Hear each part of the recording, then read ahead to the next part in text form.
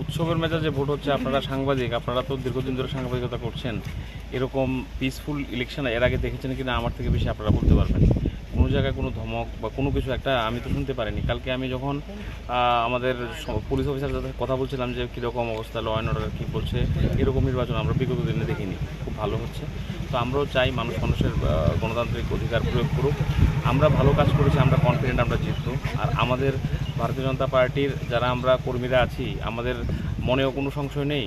আমাদের সরকার কাজ করেছে, আমাদের বুক ফুলিয়ে মানুষের কাছে আমরা গেছি এবং বলেছি আমাদের সরকার মাননীয় মোদিজি কী কাজ করেছেন, আমাদের মোদি মানিক শাহ সরকার কী কাজ করেছেন, এবং যিনি এখানকার প্রার্থী হয়েছেন উনি মুখ্যমন্ত্রী ছিলেন, উনিও ত্রিপুরা রাজ্যের জন্য অনেক কাজ করেছেন এবং এখন উনি এখানে দাঁড়িয়েছেন। মানুষ উদ্গ্রীব ওনাকে একটা ভোট দেওয়ার জন্য।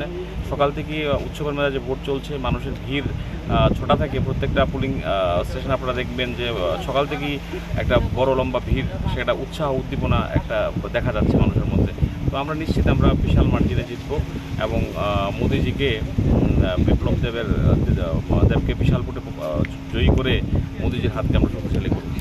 আপনি